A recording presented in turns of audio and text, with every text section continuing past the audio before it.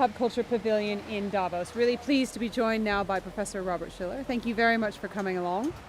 My pleasure. Nobel Prize winner and author of a new book called Fishing for Fools. Tell me a little bit about what you're saying in it.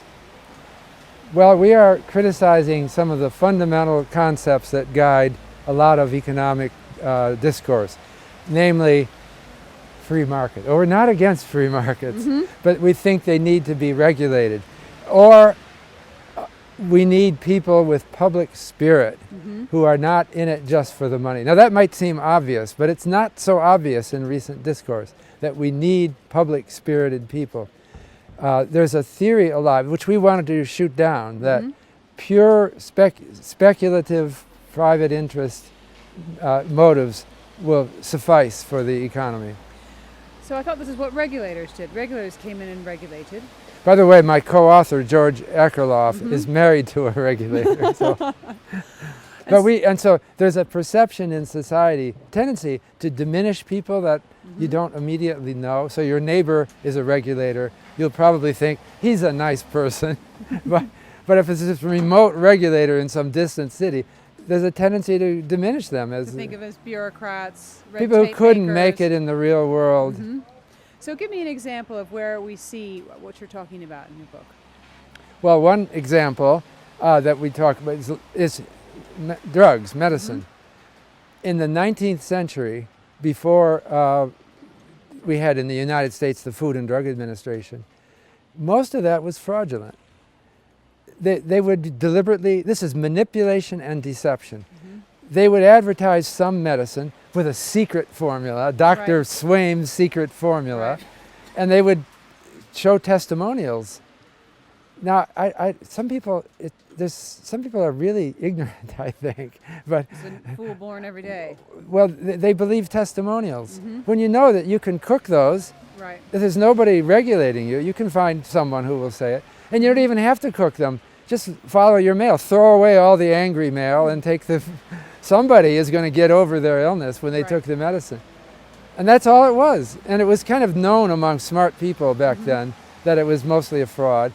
But they didn't have the idea that some kind of agency, a testing agency of the government, or it could be private, but it has to be public spirited. Otherwise they'll be seduced into the same game playing. So tell me where we've seen that more recently in more recent economic history. Well, one thing that's happening is the growing use of lobbying by financial interests. So I can put that under the same general category as some kind of fishing. So we've seen a decline in lobbyists representing individuals, like labor has declined. And so there's a lot of legislation that affects companies in subtle ways that you and I would never see. If we were to drop some new bill on your desk and ask you to read it, it would be so turgid you couldn't, thousands of pages. But there'd be one line in there that they want, this business wants, because it's going to make them money.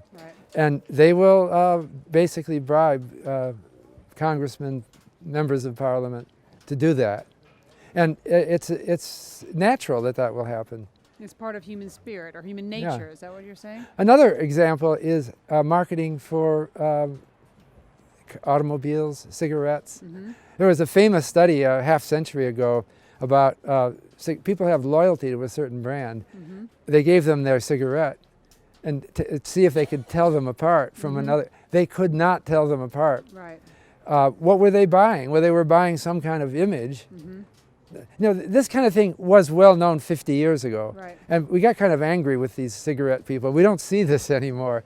That's where the public spirit comes in. And so we wrote a book which is very general about the ubiquity of manipulation and deception. It's just below visibility, because when it becomes visible, there's a social reaction. So they just keep it out of sight. I don't mean that it means that we should avoid free market solutions, but we have to be vigilant. And we have to have public spirit. And many of the people in free market institutions do have public spirit, but they have a problem. That is, if the competition is doing something, it's hard not to. Often there's a tight competition, and you can't not play the tricks if other people are playing them. So what they have to do is develop chambers of commerce or better business bureaus that somehow puts power over the whole group. Otherwise, it's going to be inevitable. They'll have to play the games. But you can also get into situations where you are over-regulated, aren't you? Right. And regulators can be corrupted. So there was a movement starting after 1950 to point out corruption of regulators. And it led to a free market libertarian philosophy that was epitomized by Milton Friedman, that or George Stigler at the University of Chicago, who said that regulators are inevitably captured by the regulated. Now, I think they overstated the phenomenon. You can go in and bribe the regulator, and the regulator can be actually useful to you. For example, you can ask the regulator to outlaw any other products except the kind you make. And then that just closes off competition. You can raise your prices, and you can pay the regulator. This happens, but let's not exaggerate it. Thank you very much for talking about the Hub Culture Pavilion, Professor Shiller, and I'm Edie Lush.